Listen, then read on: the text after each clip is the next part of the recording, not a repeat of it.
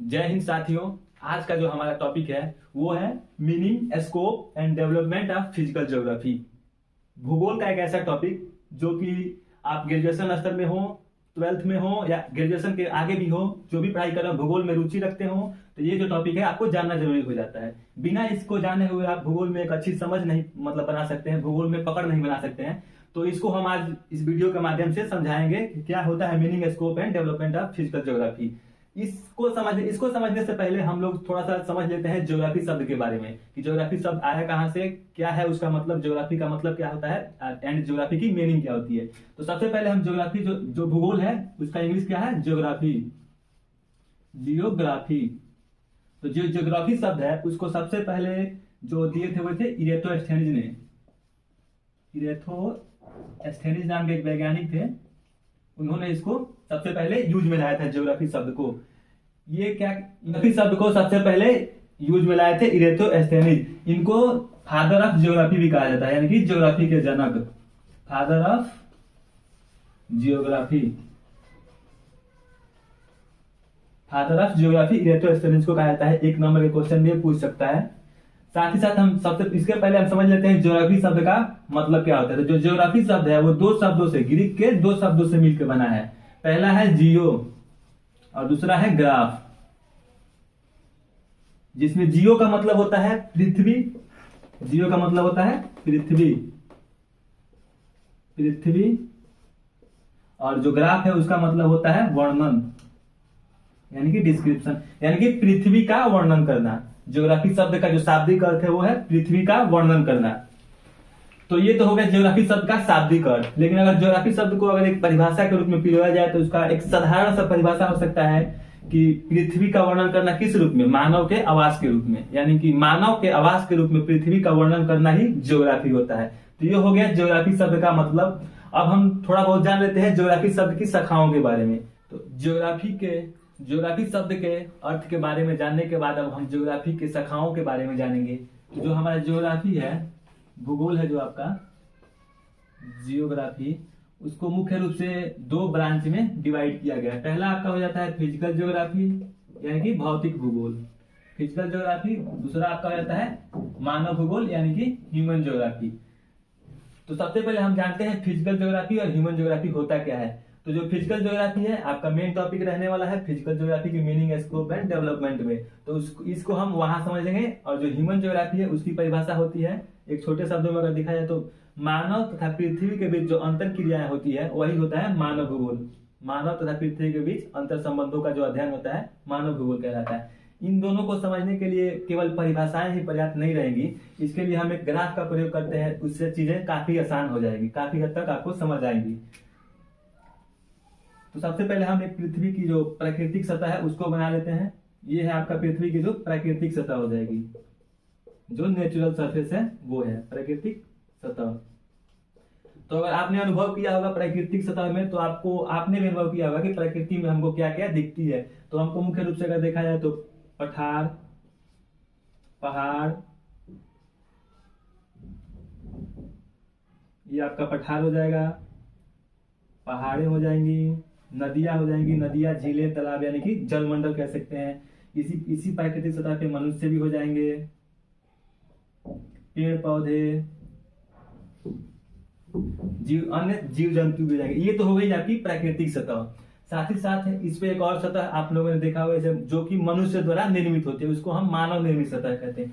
इधर हम कहते हैं मानव निर्मित सतह, दूसरी तरफ मानव निर्मित। जो कि मानव निर्मित सतह कैसे बनता है, मानव इन प्राकृतिक सतहों में कुछ परिवर्तन करके मानव निर्मित सतह बनाता है। जैसे कि पहाड़ों को तोड़ना, उनसे खनिजें निकालना, पर पेड़ों को काटना, इन सब चीजों से मानव एक ऐसी सतह का निर्माण करता है जिसको हम मानव निर्मित सतह कर सकते हैं। इस प्रकार मानव प्राकृतिक सतह और मानव निर्मित सतह दो प्रकार से हो गई। प्राकृतिक सतह को हम मुख्य रूप से फिजिकल ज्योग्राफी के अंतर्गत देख सकते हैं, और जो मानव निर्मित सतह है उसको हम ह्यूमन ज्योग्राफी के अंतर्गत देख सकते हैं।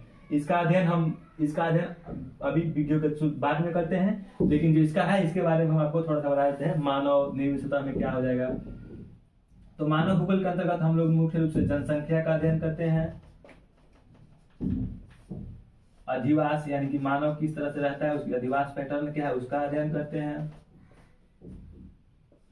खनिजों का वितरण कैसे है, खनिजों का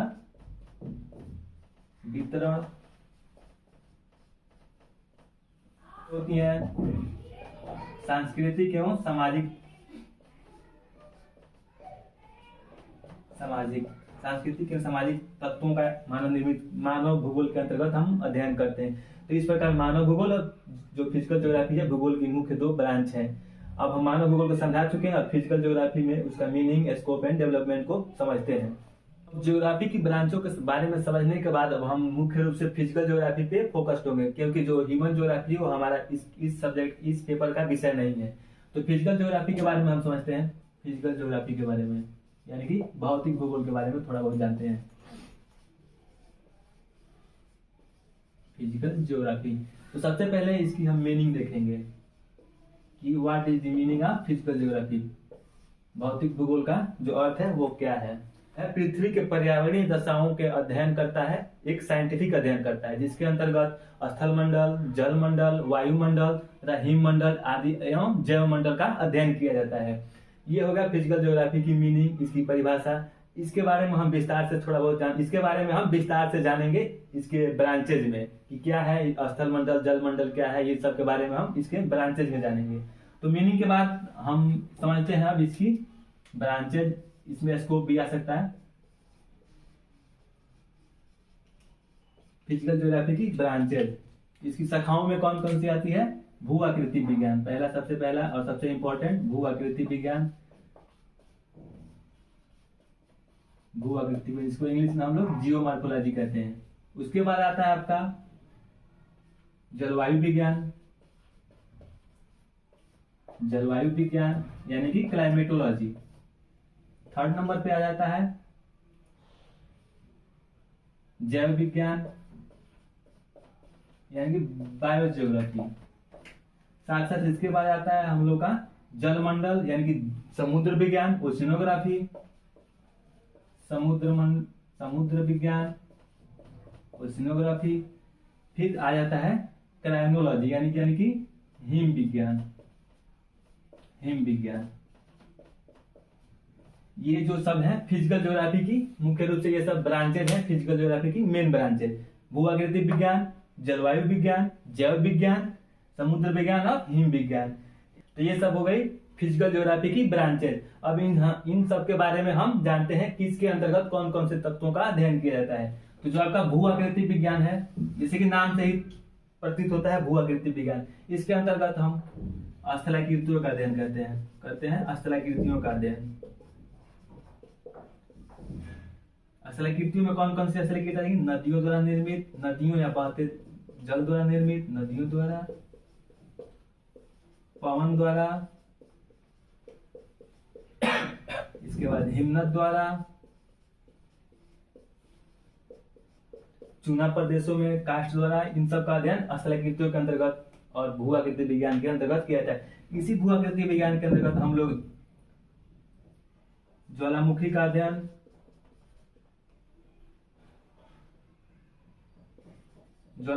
अध्ययन, भूकंप विज्ञान, इन सब का अध्ययन इसके अंतर्गत करते हैं।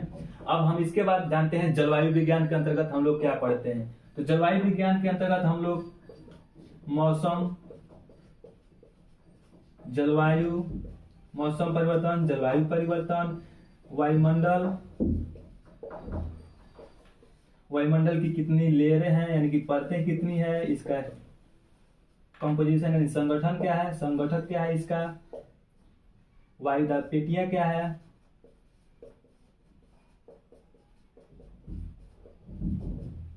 इत्यादि तत्वों का अध्ययन जो है हम लोग जलवायु विज्ञान के अंतर्गत करते हैं। आप लोगों के लिए क्वेश्चन रहेगा ये कि मौसम और जलवायु में क्या अंतर होता है, क्या इसका दोनों का मीनिंग क्या है, इसके बारे में आप लोग कमेंट पे बताइएगा। अब इसके बाद हम लोग समझ लेते हैं कि जैव विज्ञान के अंतर्गत हम लोग क्या पढ़ते हैं। भू आकृति और जलवायु विज्ञान के बाद हम लोग देखते हैं जैव विज्ञान। जैव विज्ञान के अंतर्गत मुख्य रूप से हम लोग जैव विज्ञान के अंतर्गत पादप एंड जंतु, इनके कंपोजिशन, इनकी संरचना, इनके मतलब प्रजातियों के बारे में पढ़ते हैं, इनकी प्रजातियां, यानी कि स्पीसीज, इनकी कितनी प्रजातियां हैं, इनका स्ट्रक्चर क्या है, इनकी प्रजातियों का संरचना कैसे हुआ, इन सब का अध्ययन हम लोग जैव विज्ञान के अंतर्गत करते हैं। अब आपका आ जाता है समुद्र विज्ञान। समुद्र विज्ञान जो जिसको कि हम लोग हाइड्रोस्फीयर कहते हैं, ये अपने आप में एक बहुत विस्तृत भाग हो जाता है भूगोल का। इसके अंतर्गत हम लोग मुख्य रूप से ओशनिक करंट यानी कि समुद्री धाराएं, समुद्री जलधाराएं, सैलिनिटी यानी कि लवणता,